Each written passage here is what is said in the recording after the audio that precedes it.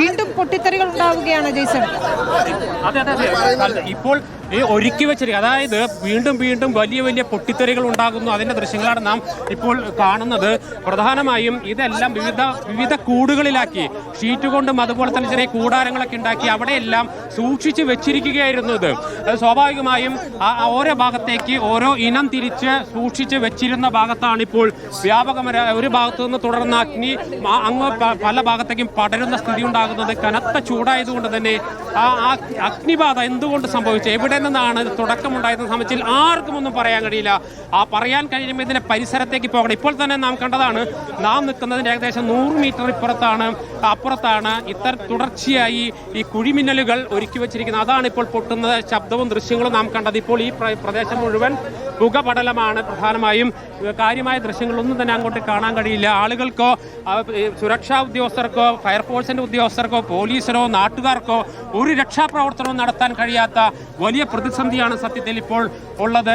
സ്വാഭാവികമായും ഈ തീയൊന്നും അണയാതെ, തീ അണഞ്ഞാൽ പോലും ഏതെല്ലാം ഭാഗത്ത് ഈ വെടിക്കെട്ട് സാമഗ്രികൾ ചിതറിക്കിടക്കുന്നുണ്ട് എന്ന കാര്യത്തിൽ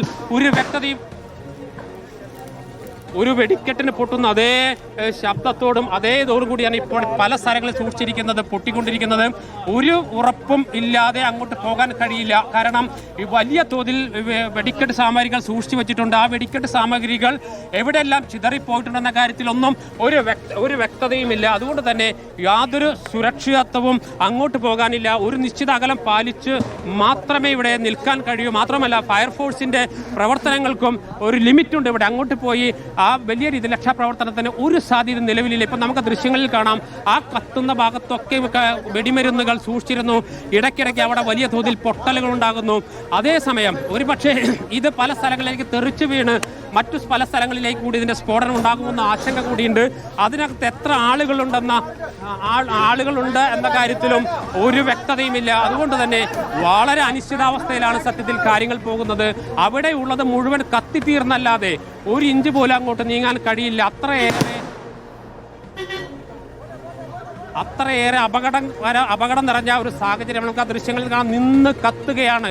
ലക്ഷക്കണക്കിന് രൂപ ചെലവാക്കി ഈ വരാൻ പോകുന്ന സാമ്പിൾ വെടിക്കെട്ടിനും പ്രധാന വെടിക്കെട്ടിനും ഒരുക്കിയിരിക്കുന്ന മുഴുവൻ കരിമരുന്നും നിന്ന്. അതാണ് രക്ഷാപ്രവർത്തനത്തിലും വലിയ വെല്ലുവിളിയാണ്. തുടർച്ചയായി സ്ഫോടനങ്ങൾ ഉണ്ടാകുന്നതാണ്. 5 വെടിക്കെട്ട് പുരകൾ പൂർണ്ണമായും കത്തി നശിച്ചിട്ടുണ്ടെന്നതാണ് ജെയ്സൺ പറഞ്ഞതുപോലെ തന്നെ. ചെറിയ ചെറിയ കൂടാരങ്ങളായിക്കൊണ്ടാണ് ഇത്തരത്തിൽ സാമഗ്രികളൊക്കെ സൂക്ഷിച്ചിരുന്നത്. 3 മരണം സ്ഥിരീകരിച്ചിരിക്കുന്നു ഇപ്പോൾ എന്നതാണ്. നിരവധി പേർക്ക് പരിക്കേറ്റിട്ടുണ്ട്. മുണ്ടത്തിക്കോട് പാടത്തു നിന്നുള്ള തത്സമയ ദൃശ്യങ്ങളാണ് കാണുന്നത്. ആളൊഴിഞ്ഞ സ്ഥലമാണ്. അതുകൊണ്ട് തന്നെ തൊഴിലാളികൾ മാത്രമാണ് ഇതിൽ കുടുങ്ങിയത് എന്ന് മനസ്സിലാക്കുന്നു.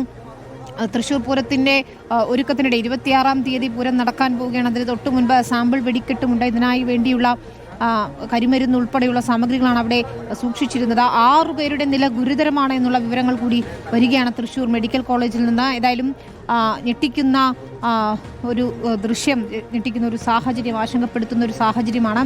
8 പേരുടെ നില അതീവ ഗുരുതരമായി തന്നെ തുടരുന്നു എന്നുള്ള ഏറ്റവും പുതിയ വിവരങ്ങൾ കൂടി വരുന്നു. രക്ഷാദൗത്യം തുടരുകയാണ്. തുടർച്ചയായി ഈ പറഞ്ഞതുപോലെ ജെയ്സൺ റിപ്പോർട്ട് ചെയ്യുമ്പോഴും നമ്മൾ കേൾക്കുകയാണ്, സ്ഫോടന ശബ്ദങ്ങൾ കേട്ടുകൊണ്ടേയിരിക്കുന്നു.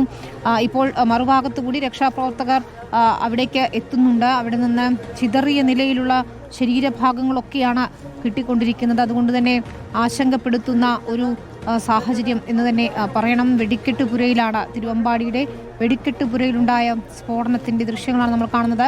ജെയ്സൺ പറഞ്ഞതുപോലെ കനത്ത ചൂടായിരുന്നു. അതുകൊണ്ട് തന്നെ ഈ കരിമരുന്നുകൾ ഇയാളൊഴിഞ്ഞ പറമ്പിൽ ഈ വെയിലത്ത് 5 പുരകളായൊക്കെ തന്നെ സൂക്ഷിച്ചിരുന്നതാണ്. നോക്കൂ, ആദ്യ സമയത്തെ ദൃശ്യങ്ങൾ കൂടിയാണ് പ്രേക്ഷകർ സ്ക്രീനിൽ കാണുന്നത്. വലിയ രീതിയിൽ പുകച്ചുരുളുകൾ ഉയരുന്നുണ്ട്. ഉഗ്രസ്ഫോടനം ഉണ്ടായി എന്നതിന്റെ തെളിവുകൾ തന്നെയാണ്. പ്രദേശവാസികളും പറയുന്നത് തന്നെയാണ്.